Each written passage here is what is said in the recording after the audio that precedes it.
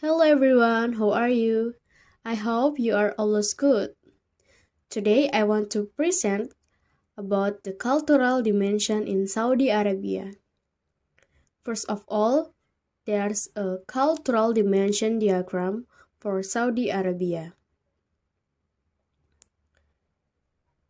And the first point is power distance. This dimension deals with the fact that all individuals in societies are not equal. It expresses the attitude of the culture towards these inequalities amongst us. Saudi Arabia scores high on this dimension, score of 72, which means that people accept a hierarchical order in which everybody has a place and which needs no further justification. Hierarchy in an organization is seen as reflecting inherent inequalities. Centralization is popular, subordinates expect to be told what to do, and the ideal boss is a benevolent autocrat. For example, Saudi Arabians believe that obeying your superiors and supporting your government is of the utmost importance. Saudi Arabians accept this high power distance as part of their cultural heritage. Because of this high power distance, Saudi Arabia has many inequalities, with the most prominent one being unequal wealth distribution. The second, there is individualism. The fundamental issue addressed by this dimension is the degree of interdependence a society maintains among its members. It has to do with whether people's self-image is defined in terms of I or we. In individualist societies, people are supposed to look after themselves and their direct family only. In collectivist societies, people belong to in groups that take care of them in exchange for loyalty. Saudi Arabia, with a score of 48, is considered a slightly collectivistic society. This is manifest in a close, long-term commitment to the member group, be that a family, extended family, or extended relationship. Loyalty in a collectivist culture is paramount and overrides most other societal rules and regulations. The society fosters strong relationships where everyone takes responsibility for fellow members of their group. In collectivist societies, abuse leads to shame and loss of faith. Employer or employee relationships are perceived in moral terms like a family link. Hiring and promotion decisions take account of the employees in group. Management is the management of groups. The third, their masculinity. A high score, masculine, on this dimension indicates that the society will be driven by competition, achievement, and success, with success being defined by the winner or best in field, a value system that starts in school and continues throughout organizational life. A low score, feminine, on the dimension means that the dominant values in society are caring for others and quality of life.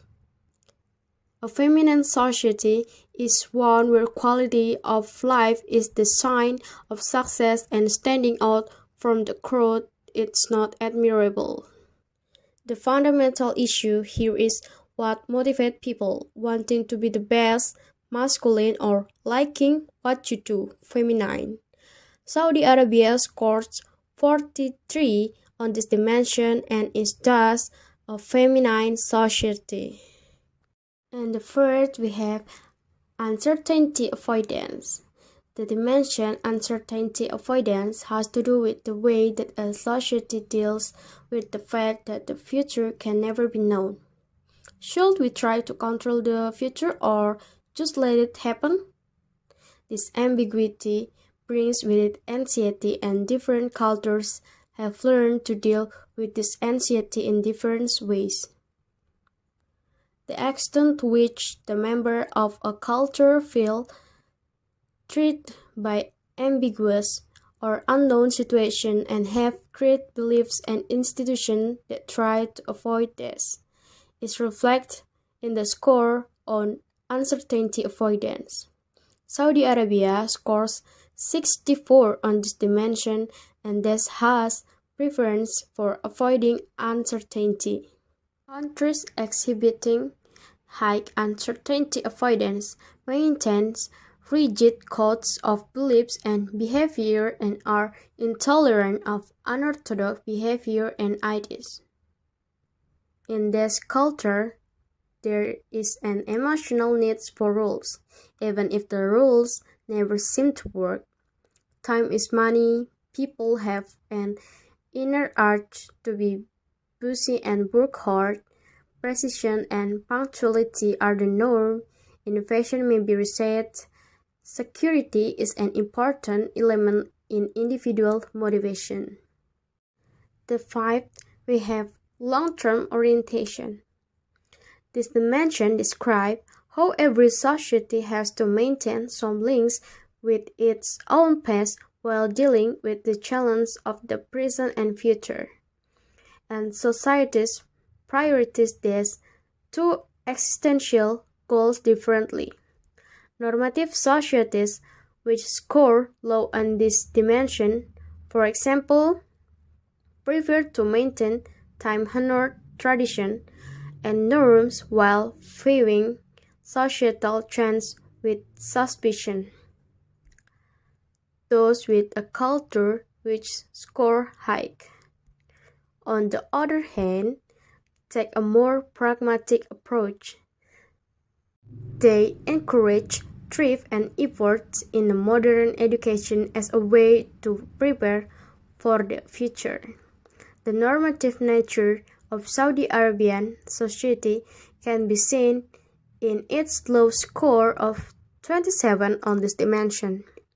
People in such society have a strong concern with establishing the absolute truth. They are normative in their thinking.